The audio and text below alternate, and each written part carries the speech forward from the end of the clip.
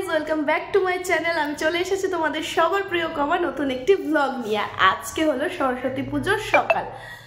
অনেক সকালে ঘুম থেকে উঠেছি, যদি অ্যালার্ম দিতে ভুলে গেছিলাম, তবুও মোটামুটি ওই 6:30টার দিকে উঠে তাড়াতাড়ি করে স্নান করলাম, কারণ 7টার সময় ঠাকুর আসার কথা ছিল। আমাদের নিচতলাতে যেনারা থাকেন ওনাদের ঘরে পুজো হবে, আর সেখানে আমরা অঞ্জলি দিব।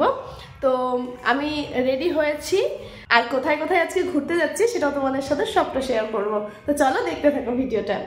ভোরবেলা 6টার সময় ঘুম থেকে উঠে মনে হচ্ছে চারিদিক যেন অন্ধকার হয়ে আছে। স্নান সেরে নিলাম, কারণ 7টার সময় ঠাকুরমশাই আসবেন। আমাদের নিচতলায় যারা থাকেন তাদের ঘরে সরস্বতী পুজো হবে, আর 7টার সময় ঠাকুরমশাই আসবেন, কারণ আজকে ঠাকুরমশাইয়ের প্রচণ্ড চাপ রয়েছে, যেহেতু 10টার মধ্যে তিথি ছুটে যাচ্ছে।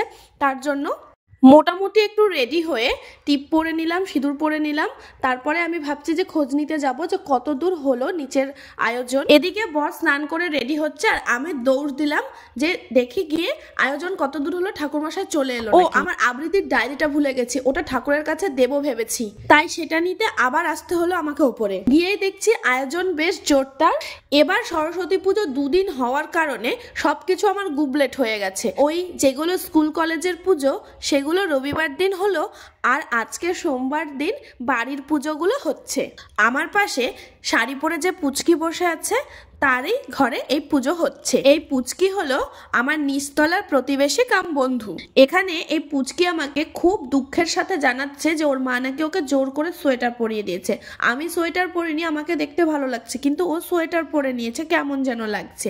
ওর নাকি খুব গরম লাগছে, তাই বললাম ঠিক আছে চলো তুমি সোয়েটার খুলে দাও, কারণ তুমি তো ভেতরে হাইনেক পরেই আছো। মোটামুটি এই গল্প করতে করতে সরস্বতী পুজো দেখাও হয়ে গেল, অঞ্জলিও দিয়ে দিলাম, যজ্ঞের ফোঁটাও নিয়ে নিলাম। এবার হচ্ছে প্রসাদ খাওয়ার পালা।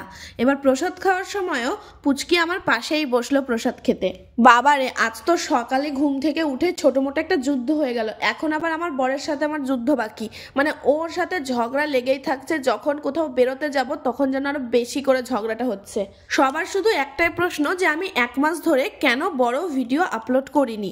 দেখো ভিডিও অনেকগুলো জমে আছে, অষ্টমঙ্গলার ভিডিও এখনো দিতে পারিনি। তারপর রেডি হয়ে চলে গেলাম ছাদে একটু ফটোশুটের জন্য। আসলে সারা জানুয়ারি মাসটা অনেকগুলো কাজ ছিল, বিভিন্ন রকম অনুষ্ঠান প্রোগ্রাম ছিল, তো সেগুলো নিয়ে একটু ব্যস্ত হয়েছিলাম, কারণ বিয়ের মধ্যে সেগুলোকে বেশি সময় দেওয়া হয়নি, সেই জন্য আমি ভিডিও এডিট সেভাবে করতে পারিনি এই মাসটা। আর জানুয়ারি মাসটা বরাবরই আমি সেইভাবে ভিডিও এডিট করতে সত্যি পারি না। জমে আছে অনেকগুলো ভিডিও, যেগুলো ধরো বিশেষ করে বিয়ের শপিং যেটা দেওয়ার জন্য আমি ভীষণ উদ্গ্রীব হয়ে আছি, কিন্তু কিছুতেই ভিডিওগুলো এডিট থাকলেও সেগুলোকে কমপ্লিট এডিট করে আর দেওয়া হচ্ছে না। তো এবার রেগুলার ভিডিও আসবে আজকের এই ভিডিওটার পর থেকে। এখন ওই 11টা কি 11:30 মতো বাজে, আমরা বেরিয়ে গেলাম বাবার বাড়ির উদ্দেশ্যে।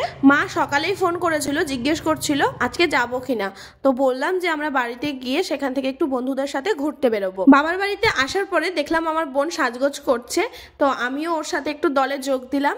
ও আবার বললো মাথাতে ফুল লাগাতে, যেটা আমি লাগিয়ে আসিনি। আনফরচুনেটলি আমার আর আমার বোনের শাড়ি কিন্তু একই হয়ে গেছে। তোমরা এটা খেয়াল করলে কিনা জানি না, তবে আমি বলার পরে একটু দেখে নিও, শাড়ি দুটো কিন্তু একই, কালারটা শুধু একটু আলাদা।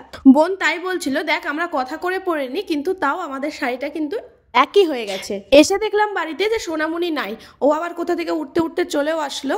যেহেতু আমি আসার পর ওকে দেখতে পাইনি যে বাড়িতে ছিল না, যাই হোক তাই মা একটু ওকে বকা দিচ্ছিল। আর তারপরে আমি বোনের সাথে বেরিয়ে গেলাম আশেপাশে একটু ঘুরতে। আমাদের এখানে হাই স্কুলে যাব, আর সেখানে শুনলাম এবার নাকি ডেকোরেশন খুব সুন্দর করেছে, তো সেটাই দেখার খুব ইচ্ছে আছে।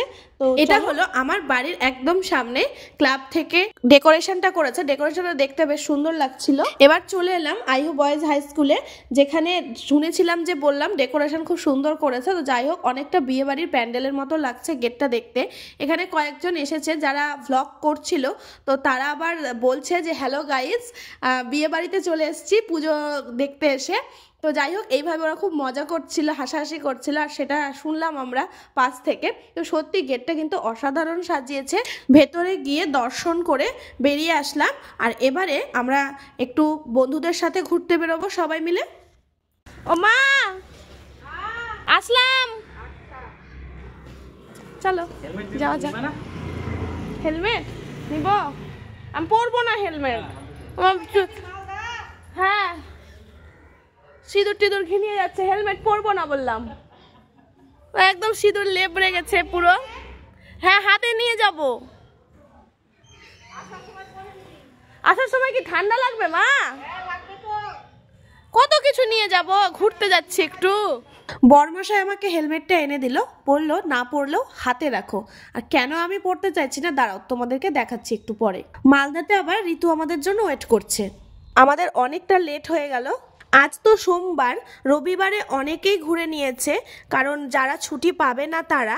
তবে সোমবার বলেও কিন্তু ভিড় যে কম তা নয়, বাঁধে দেখো কত ভিড়। মনেই হচ্ছে না যে এবার দুদিন পুজো পড়েছে আর রবিবার দিনও অনেক মানুষ ঘুরতে বেরিয়েছিল, যেন মনে হচ্ছে আজকের দিনেই পুজো আছে, সবাই আজকেই ঘুরতে বেরিয়েছে। অবস্থাটা দেখো একবার, চিনতে পারছো কি জায়গাটা কোনটা? আমি কিছুদিন আগেই এসেছিলাম, এটা বেলা শেষে পার্ক।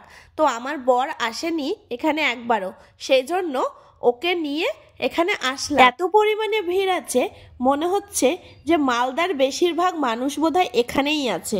দেখো আমার কপালের সিঁদুরটা কেমন যেন এদিক ওদিক হয়ে গেছে, এটা কিন্তু হেলমেটের কারণেই হয়েছে। তার জন্যই আমি বলছিলাম যে হেলমেট পরবো না। ওরে বাবা, টিকিট কাউন্টারে ভিড়টা দেখো শুধু একবার। প্রণব দাঁড়িয়ে আবার হাসছে। অন্যদিন এই বেলা শেষে পার্ক খোলে 3টের সময়, আর আজকে সকাল 10টা থেকে খুলেছে। এখানে এসে আমার বোন আর তার বান্ধবীদের সাথে দেখা হয়েছিল। টিকিট যখন কাটছিল আমার বর ঠিক তখন, তার জন্য ওরা লাইনে দাঁড়াতে পারবে না বলে আমার বরকে টিকিটটা কাটতে দিল।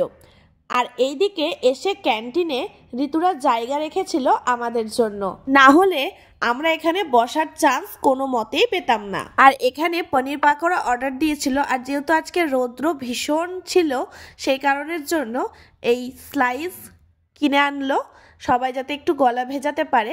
আর ওই যে পুচকু আছে ওর জন্য একটা ছোট কিনলো, তাই আমাদের জন্য বড়টা কিনে নিল।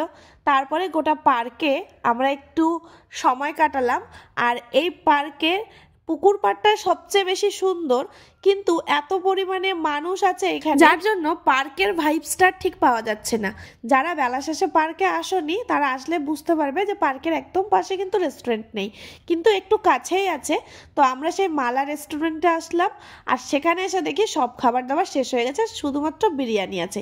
তাই ফটাফট বিরিয়ানি অর্ডার করে দিলাম। যেহেতু আজকে খুব ভোরে উঠেছি তাই ভীষণ ক্লান্তি লাগছে, তার জন্য ভিডিওটা এখানেই শেষ করছি। দেখা হচ্ছে পরবর্তী ব্লগে। সাবস্ক্রাইব করে দিও কিন্তু। টাটা।